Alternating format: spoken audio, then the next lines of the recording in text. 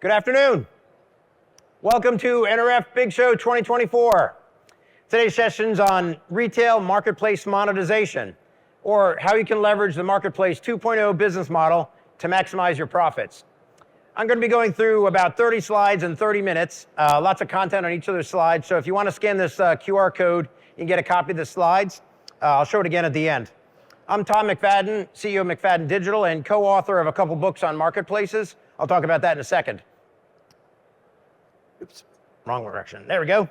So McFadyen developed this content, our team of 250 marketplace experts, and we are your trusted advisor on the journey of selecting a platform, figuring out your strategy, implementing your technology, onboarding sellers, optimizing the performance of that marketplace, and going through that journey. Let me just do one slide on McFadyen, and then we'll get into the other 30 plus slides of actual educational content. Been around 37 years, almost 4 decades. I'm building out e-commerce solutions for over a quarter century, started in the late 90s, and 17 years building out marketplaces. We have a global team of 250 professionals across the US, Europe, Brazil, India. We've helped over 50 of the Fortune 500 launch e-commerce and marketplace solutions. Hundreds of these solutions, in fact, for our clients, some of which generate over $1 billion a year of gross merchandise value. Actually, over a dozen of those sites generate billions of dollars of revenue. So I mentioned books. The team at McFadyen Digital has published a couple books. You can grab a copy of them at our booth. This first one we published 3 years ago, Marketplace Best Practices, almost 500 pages, was an Amazon bestseller. And yesterday we published another book. You can grab copies of both of these books. Marketplace Monetization, which is the subject of today's talk.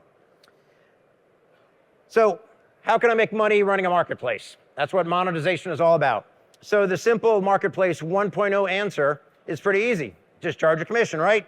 So assuming you have a customers buying on one side, you're a marketplace in the middle, charging a 15% flat commission. The seller, the third-party sellers, take the balance of that. You charge a customer $100 or so for a product. $85 of that goes to the third-party seller. $15 goes to you. Easy peasy, right? That's the simple, basic Marketplace 1.0 model of using one monetization model. Now let's look at a more modern approach to this. So using the Marketplace 2.0 business model. We use Instacart as an example here. So again, you have the buy side, the customer that wants to buy groceries. You have the supply side, the grocer. The customer will pay a transaction fee to have some groceries delivered to their house. Some grocers will pay a commission structure as well on that purchase. Customers may opt to sign up for Instacart Plus, the subscription model, which gets you discounted delivery and discounted fees. You also have the drivers or personal shoppers, maybe in-store shopping for BOPIS or a curbside pickup. Those full service delivery folks may also take it to your house and also monetize tips in there. So, those grocers are starting to get disintermediated, meaning Instacart's getting in the middle and more people are going to the Instacart website instead of going to the grocer's website. So grocers want to advertise on the Instacart site. So it's a retail media opportunity for Instacart. And you know who else wants to advertise and get in front of those customers that are buying groceries? Coke, Pepsi, Unilever, Procter & Gamble, Colgate Palmolive, CPG brands, anybody that wants to sell to those customers, they're going to pay advertising to Instacart.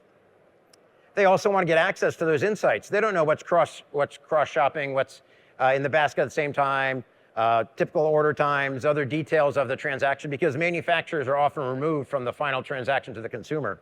So they'll pay Instacart to get licensed access to consumer insights. So this is 9 monetization models for our marketplace today. How's that working for Instacart? Well, in 12 years, they've grown to sell $30 billion a year of groceries, have a market cap of $7 billion in just 12 years. I'd say it's working out pretty well for them.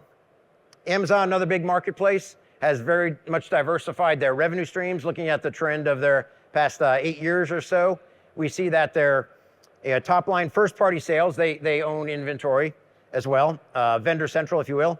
That's over $220 billion of top line revenue in that category. But their marketplace fees, $117 billion of marketplace fees. And that's a combination of categories: commissions, fulfillment subscriptions, fulfillment services, subscription services, sellers paying to be a seller on the Amazon Marketplace. That's the supply side.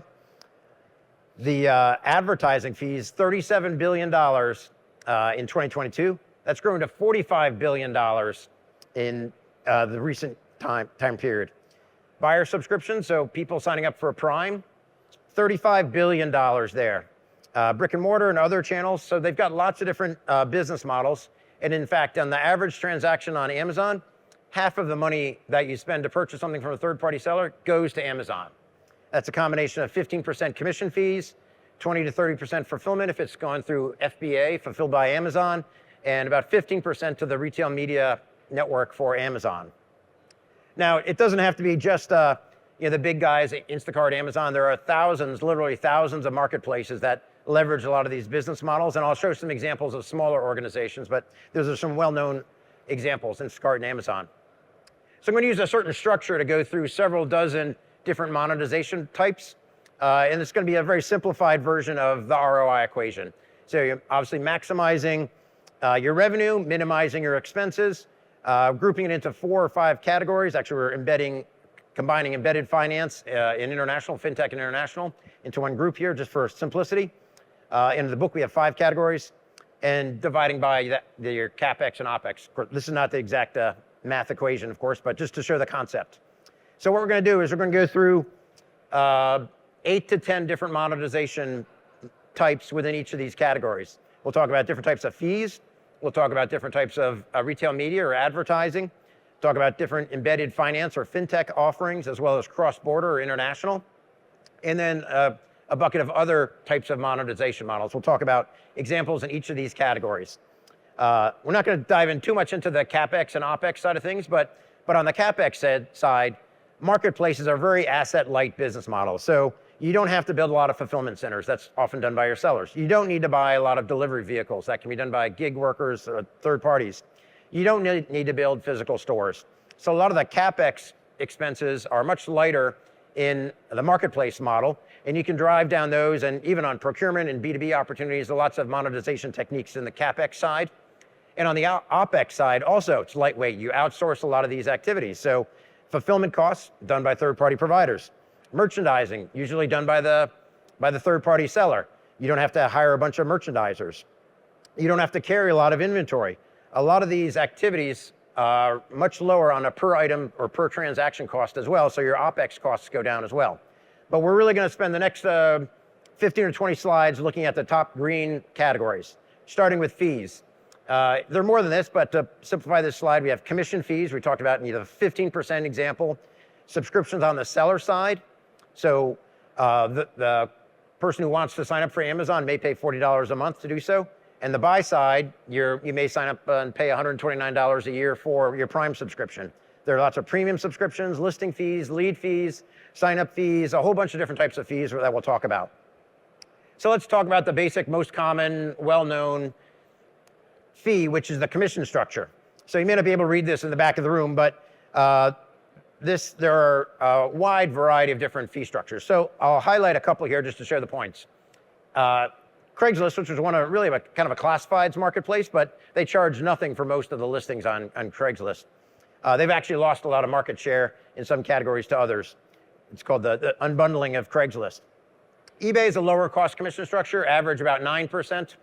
And StockX, they provide validation services, another service we'll talk about, to ensure when you buy that, the sneakerhead buys that $1,000 Air Jordan of a certain vintage, that it is actually an authentic Air Jordan of that year. Amazon average about 15%. We'll talk about details on that. Poshmark, a circular economy marketplace for used fashion apparel, 19%.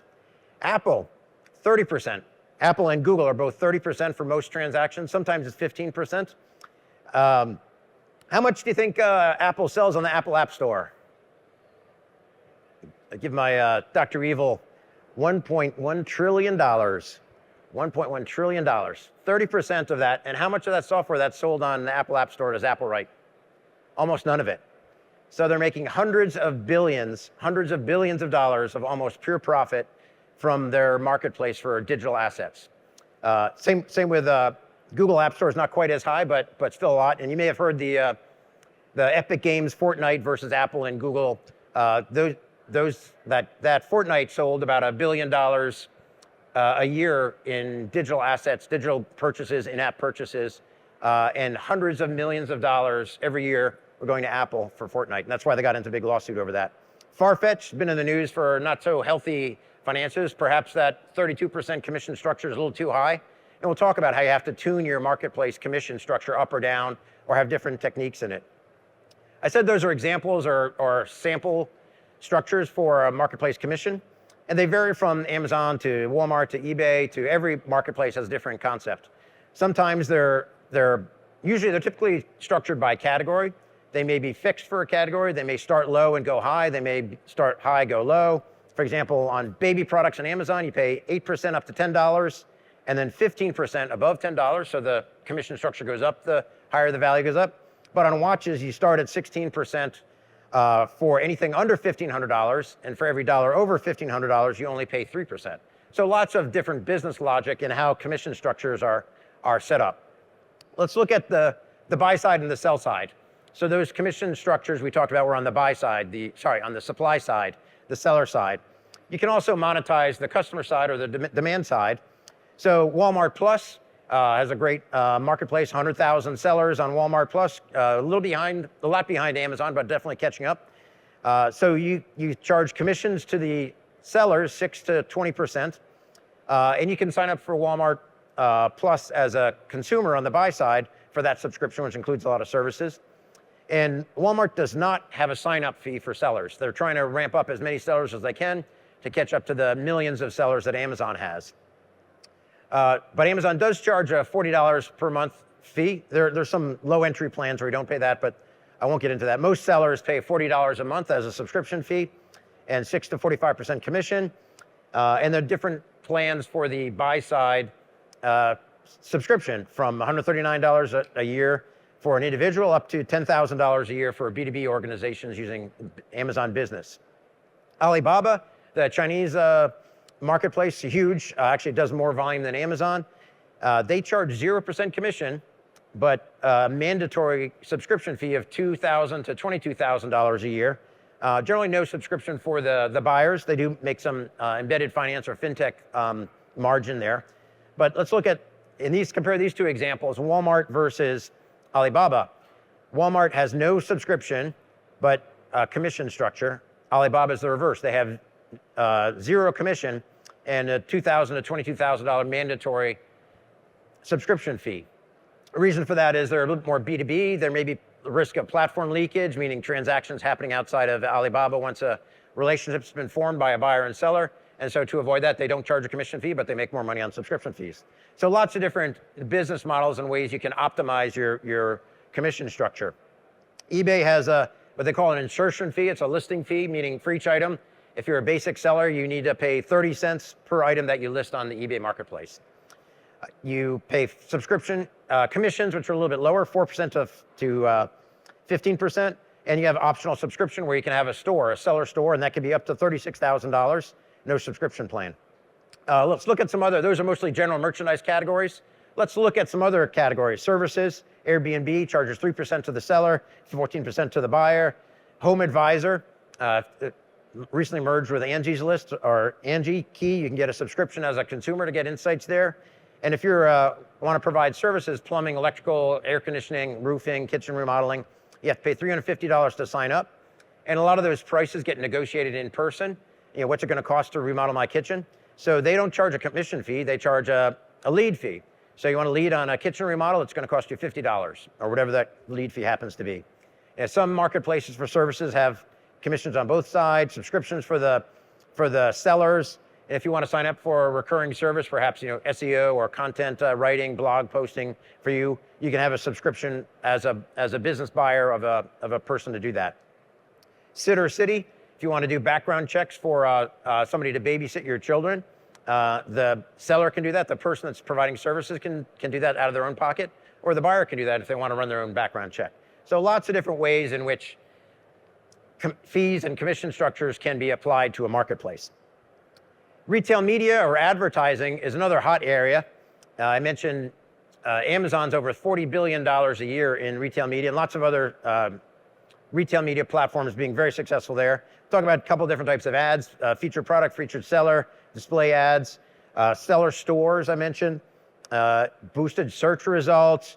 You can do video ads, live streaming even, and off-platform ads. So you can still, if you operate a marketplace that gets a lot of eyeballs, you can still display Google ads or other ads on there. But let's look at how fast retail media is growing. So this graph shows how long it took to grow from $1 billion to $30 billion in revenue, annual revenue. So for Amazon Media, Amazon ads, that took 5 years.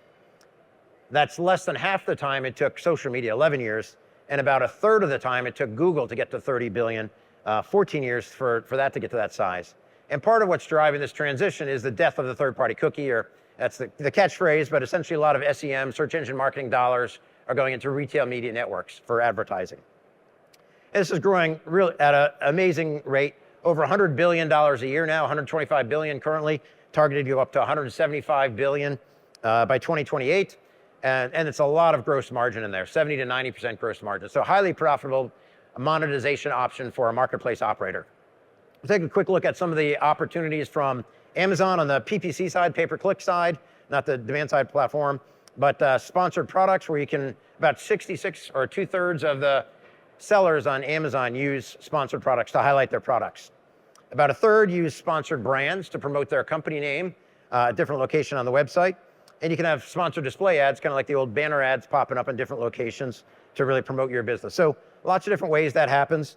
I did want to highlight though, it's not just Amazon and Instacart that do this. There are lots of retail media networks. Miracle, one of the marketplace platforms here, has Miracle Ads, a technology which enables mid-size and enterprise retailers to launch their own retail media network very inexpensively with great personalization and targeting from that, leveraging target to sell technology. Let's talk about the third category now, embedded finance and cross-border. These are actually two different chapters in our book, but for purpose of time, we lumped them together. Buy now, pay later. Talk about an example in a mid-market sized company, one of our clients doing that. On the B2B side, this is very popular as well. You can use companies like Balance to extend credit terms, net 30 for buyers, opportunities to make profit in the payment processing, insurance warranty, and then the cross-border opportunity is huge as well, especially with changes to the de minimis laws and providing their services of internationalization and localization of products. So how fast is cross-border commerce growing? Now it's a little over 400 million a year, 400 billion a year, targeted to grow to by this is McKinsey stats. The low end projection is to grow from currently about 400 billion to grow to $1 trillion. That's the low estimate by 2030. So going from 400 billion to $1 trillion, and the optimistic forecast is to 2 trillion. So imagine a market going from 400 billion to 2 trillion. A lot of people should be getting into this space. Now, currently, a lot of that transaction happens from Asia Pacific, of course, China, India, mostly China and other manufacturing locations in Southeast Asia, to the US or to Europe. But there's also transactions going on in South America. I'll talk about an example of that right now, Mercado Libre. So this is the largest marketplace in Latin America. 65 million buyers, 12 million sellers, over 500 transactions per second, or visits per second, 29 orders per second, doing $25 billion a year. So a great opportunity for a marketplace. But what I want to highlight here is the cross-border capability. So as a US brand or retailer, or you can sell on the Mercado Libre platform, but sell in Mexico, Brazil, Chile, and Colombia with one account. You can get your payment in US dollars, transferred into your US bank accounts. And they have a shipping capability with Mercado Envios, which has the full warehousing and ability to go cross-border, handling duties, taxes, imports, et cetera. So great opportunity for them to offer that. And they've built a lot of other monetization techniques around here, which outside of cross-border, Mercado Pago is their embedded finance opportunity, where they do $63 billion of transactions a year. They have Mercado Crédito, which extends credit to, they have 68 million contracts for credit extended. Mercado Envios is the fulfillment opportunity, their fulfillment providing solution there, 2.3 million products shipped per day. Mercado Ads, they also have a retail media network selling 14 billion ads clicked per year. And Mercado Shops, which is a subscription for a seller store, kind of like a Shopify store, but also operating on the Mercado Libre. So lots of different models in the monetization for the Mercado Libre. I did want to highlight mostly, though, the cross-border and the fintech opportunities there. So everybody's getting into embedded finance. So what does Shopify sell? People think, well, it's a subscription to a e-commerce platform. No, about 2/3 of their revenue comes from their financial services, their fintech, embedded finance, the merchant services. The license fees to get a Shopify website, that's only about 40%. Andreessen Horowitz had a great quote that every company will be a fintech company, as a lot of these things get built into companies, built into businesses. I mentioned a lot of smaller companies can do this as well. Smaller, medium-sized businesses. One of our clients who's here today runs Miracle, is operating a PayPair marketplace for home goods with embedded finance. So you have 4 different options for, especially for people with poor or low credit, to purchase home goods, home furnishings, using a variety of different finance opportunities. And there's opportunity to make some float on that as well, of course, in any fintech transaction. Extended warranty has been around for a while. Our client, Build.com, sells on the Walmart Plus marketplace or Walmart Marketplace, and you can get an extended protection plan, the warranties. Same with insurance. So any of you that flew from California to New York may have gotten one of these insurance opportunities here. And of course, Expedia, the marketplace for third-party flights, is making a margin on that. Lots of third parties can provide the services, the underwriting services for that. Let's get into our 4th category before we go into some wrap up. So other is a kind of a catch-all of a lot of different techniques for making money. You know, Amazon has FBA, Walmart has Walmart fulfilled by, what's it called? Walmart, WFS, Walmart Fulfillment Services. You can add services, so a third-party service. You buy equipment at Home Depot. You can have third-party installers come out and do the services to install that appliance at your home. Authentication, validation, I mentioned StockX, if you want to validate that is really a $1,000 Air Jordan. Circular platforms, I'll talk about an example of this. Data monetization, we mentioned how Instacart licenses the consumer insights from all the transactions that they do to end customers. API licensing, lots of different business models. But let's talk about the example of adding 3P services, meaning it's a third party that's providing services. So everybody knows Michaels sells first-party inventory. They own and sell their first-party goods that keep in stock or from their fulfillment center. So that's 1P products. They also have a marketplace called Maker Place. So you can buy goods made by third-party sellers, kind of like an Etsy style, like arts and crafts and other goods made by that's the products made by third-party sellers. But they also have third-party services. So if you want to sign up for a class here on example of a letter art class for $30 taught by an independent contractor who's going to teach that class, you can add services on top of selling products. Circular platforms have been a real hot trend. In fact, NRF has a sustainability workshop tomorrow afternoon. Really hot, and it's even being mandated in Europe, and much like GDPR, expect some of those mandates and regulatory compliance issues to come to the US. But there have been a lot of purpose-built circular platforms out there. You've probably seen Poshmark, Vestair, Real, Depop. It's amazing how many marketplaces there are for sneakerheads buying unique shoes. Surprising how many billions of dollars those companies are worth. And this category, the resale of apparel, is really growing at 2 to 3 times the rate of originally manufactured apparel.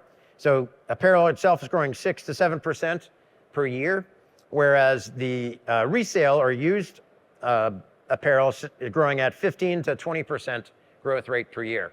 So 2x to 3x the rate of original sourced material. So those were purpose-built marketplaces just to sell circular. But a lot of your traditional brick and mortar retailers or online-only retailers have started adding circular marketplaces to their platform. Athleta can turn your clothes into credits. So this helps them retain customers. You get a gift card of a certain value. You keep coming back to that website. Eileen Fisher Renew sold almost 2 million pieces of refurbished apparel or used apparel. REI has Resupply, and you see all these descriptions on these websites say the word circular. That's the buzz and what a lot of these companies are doing. Urban Outfitters has Newly Resale, Madewell, Do Well. Coach has Reloved. Arc'teryx has Rebird. So the number of these marketplaces that have popped up, 124 at the end of 2022. Many more than that now, growing at about 3x to 4x per year. And there are lots of providers. Some of them are here at the show that can help you with this RaaS. They're resale as a service. So Archive, ThreadUp, Trove have solutions there. When some of these guys do process hundreds of millions of items per year, and they'll actually do the photography, the sorting, the mailing, and quality control, et cetera. So that's a big category, the circular marketplace monetization. A lot of companies doing it, one for customer retention, one for actually making money on it, and one for being a good social environment, good social citizens. So let's review the monetization models that we talked about. Fees, a bunch of those, commission, buyer subscriptions, listing fees, premium fees, advertising fees for the retail media. We have the embedded finance of things like buy now, pay later, insurance, warranties, transaction processing, extending credit to customers. And then the cross-border, lots of ways of making money, handling the import duties, the shipment, the internationalization, localization, the KYC, KYB, which is a requirement for anti-money laundering, AML. You know your customer, know your business, KYC, KYL, a lot of activities in there. We talked about some other models to make money, fulfillment, third-party services like Michael's, circular platforms, and then again, the ways of making money and increasing your bottom line by decreasing CapEx, decreasing OpEx expenses with fulfillment centers, shipment, physical stores, employees, merchandisers, et cetera. So many ways to monetize different aspects of the business with a marketplace. Now, why do people launch a marketplace? There actually are dozens and dozens of reasons why people will launch a marketplace. Just a few examples here: increase your top line revenue, your bottom line margin. You want to have a broader depth, broader assortment. You want to go deeper in certain categories. You want to test new markets. You want to reduce your fulfillment costs, minimize your out of stock capabilities, minimize your markdowns you have to do, support new channels, expand into new markets, increase your AOV, be more nimble, scale more quickly, add services, be more resilient in your supply chain. That was a big thing during the pandemic. If you had just one source of materials versus hundreds of people selling masks on Etsy, for example, much more resilient approach to buying masks. So what we do and what you should do is look at all your goals, prioritize which goals you want to do. You probably can't read this here, but again, it's in the book or you get the slides, and map those goals to the several dozen different monetization models. So it's not a one and done activity. Marketplace is typically a two-sided, sometimes they're three-sided, four-sided like Instacart, but you have sellers on the left and buyers on the right side of this engine. You have certain KPIs you want to be monitoring, your AOV, GMV, customer acquisition cost, turnover, bounce, churn, et cetera, CSAT. So lots of different metrics you want to monitor and figure out which ones are most important to you. But once you've set these different types of monetization models, they're not just once and done. It's a lever that you can pull. You can adjust that subscription fee rate. You can adjust that commission structure. You can adjust how much you're charging for advertising. All those things can be adjusted and see how the dashboard adapts based on that. On the seller-facing levers, and on the buy side, the customers, you may have subscriptions, payment options, credit terms, insurance, and other options you offer to the customer. So lots of different levers and dynamics in here of optimizing how this works. So let me just summarize in the last minute or so I've got here some of the key takeaways. Again, if you want to scan the QR code, you can download the slides. Marketplace 2.0 leverages many different monetization models. You saw that Instacart, 9 different monetization models, actually even some other ones in there. They have some BNPL offerings as well. You need to create a strategy to select the tools you're going to use, which business models are going to make sense for your business, and then tune them, adjust the levers, the inputs that go into the results of your model. involve both sides, or 3 sides, 4 sides, depending on how many sides of your marketplace you have. Typically, at least 2 sides, buyer and seller. So monetize both sides at least. And the revenue diversification can really do a lot for your business. And one, it can reduce the volatility of your ups and downs if you have many different sources of revenue. And it can also build a moat. How many competitors to Instacart for groceries are there? Not many. They built a very, very successful moat around themselves with the advertising, the gig economy delivery folks, the subscription model. So it really helps retain those clients and minimize churn or turnover of those employees, of those customers. So that's end of my time here. I want to thank you very much for attending. If you want a copy of either book, stop by our booth 907. We're in the front center of the first floor here. Actually, you can meet some of the team of McFadyen folks that wrote the book, and if you want to chat with them or get them to sign it, or welcome to have you stop by 907 in the front here. Thank you very much.